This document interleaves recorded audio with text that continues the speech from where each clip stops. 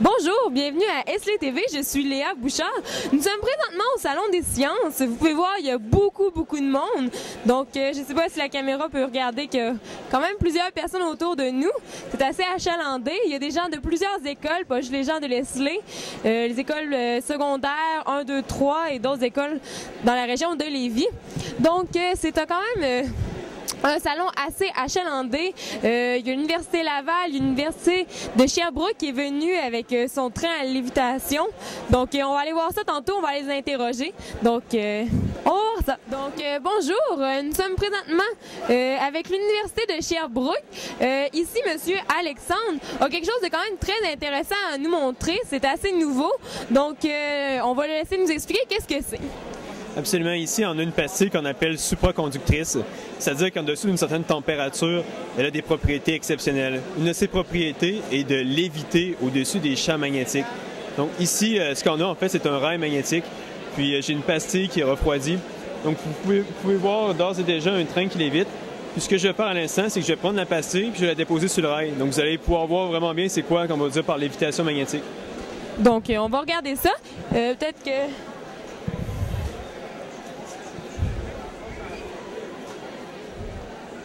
C'est assez phénoménal. On voit qu'il n'y a absolument rien entre la pastille et la rail.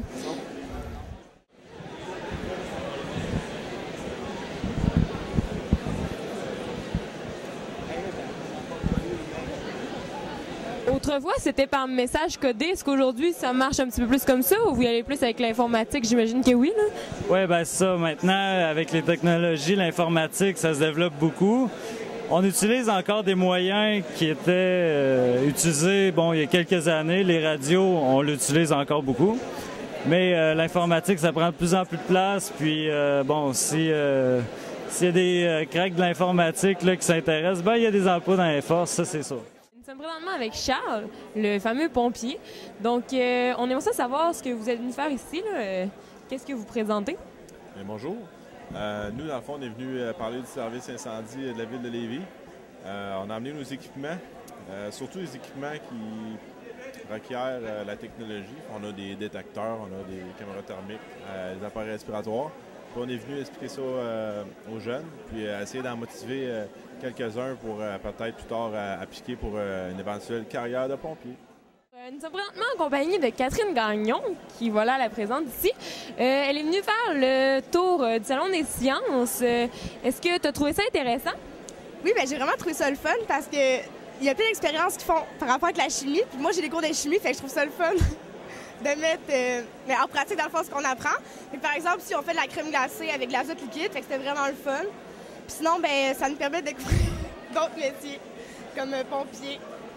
Pompier, hein, avec le beau char d'occupation double. On se garde, je comprends. Il est tellement beau. Donc, c'est quand même intéressant. Tu es allé faire de la crème glacée. On est maintenant en compagnie de madame Diane Breton. Diane Breton. Donc, on est devant le kiosque du cégep Garneau. Je pense que c'est l'hygiéniste dentaire. Est-ce que vous pourriez nous dire c'est quoi le programme que vous présentez ici? Effectivement. Alors aujourd'hui, pour représenter le collège, on est venu parler du programme d'hygiène dentaire. Alors, c'est sûr qu'on essaie de promouvoir un petit peu les études en hygiène dentaire auprès des élèves de secondaire 5 pour en attirer le plus possible. Mais aussi, on a abordé le thème de l'érosion dentaire. C'est quoi ça au juste exactement, l'érosion dentaire? Alors, c'est un problème qui touche beaucoup d'adolescents suite à la consommation fréquente de breuvages acides. Alors, avez-vous des exemples de breuvages acides? J'en ai plusieurs exemples ici. Alors, on a comme le Coca-Cola, les boissons gazeuses, le thé glacé, les boissons énergisantes comme le Red Bull. Il y a aussi le Gatorade, Powerade qui entre là-dedans. Ensuite, tous les jus, on sait qu'ils sont acides. Puis effectivement aussi, les eaux gazéifiées peuvent aussi avoir un degré d'acidité important. Alors, l'histoire, c'est qu'on peut consommer à tous les jours un jus, 2 jus, c'est pas grave. Mais c'est clair que si on prend un jus le matin, un jus l'avant-midi, un jus le midi, 2-3 jus l'après-midi, un autre jus au souper, puis encore 2-3 jus en soirée ou autre breuvage, ça finit par faire des dommages. C'est comme toute chose qui est prise avec excès, là. C'est dommage, il y avait une chanson qui nous répétait tout le temps.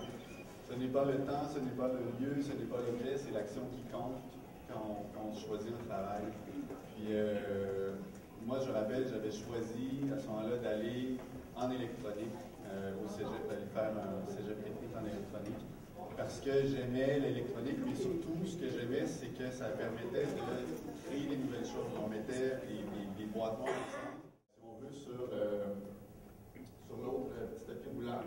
On va vider toute une rangée de seaux dans les autres seaux du tapis roulant. Et après cela, on va les déplacer. On est rendu devant le kiosque de Lévis-Lauzon avec monsieur Clermont de Mers. Donc, bonjour. Je voulais savoir, j'ai vu qu'il y avait de l'activité. C'est quoi l'expérience que vous êtes en train de faire? C'est une démonstration pour montrer aux personnes qui veulent bien comment se transfère le moment cinétique d'un objet. Comment on fait pour voir un phénomène où on voit du moment cinétique, c'est-à-dire l'effet en rotation d'un objet. On prend une roue, on lui donne un moment cinétique, on lui donne de la rotation, et la personne qui fait l'expérience inverse la roue, donc on inverse le moment cinétique, et on s'aperçoit à ce moment-là que la modification de rotation qu'on lui a imposée, elle va nous imposer la même modification, mais en sens contraire. Expliqué comme ça, on est perdu complètement. Hein? On va faire l'expérience. On veut juste voir ce que ça donne. Je lui donne la rotation. Je lui demande à la personne de virer la rotation, virer la roue dans l'autre orientation. Et la personne se met à tourner pour compenser l'inversion. Elle n'a pas décidé de se mettre en rotation. Elle s'est mise en rotation. Le système au complet a fait qu'elle s'est mise en rotation parce qu'elle a voulu imposer une variation à la roue. La roue lui a propulsé la même variation.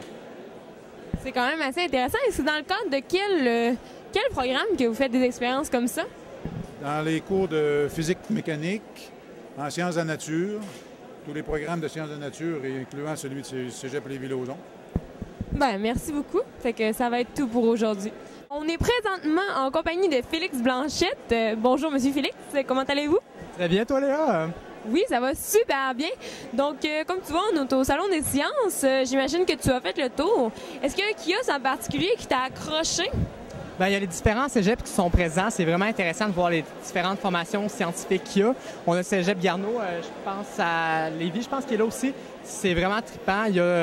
Sinon, j'ai été vraiment accroché par le stand sur l'infographie puis la programmation web. C'est vraiment très intéressant. Est-ce que c'est un domaine qui te passionne quelconque? Non, ben je pense pas m'en aller en ça, mais je trouve que c'est intéressant. Puis peut-être quelque chose, un cours à avoir, ça pourrait être intéressant. C'est quand même une belle découverte. Donc, merci beaucoup d'avoir répondu à la question du jour. Donc, merci.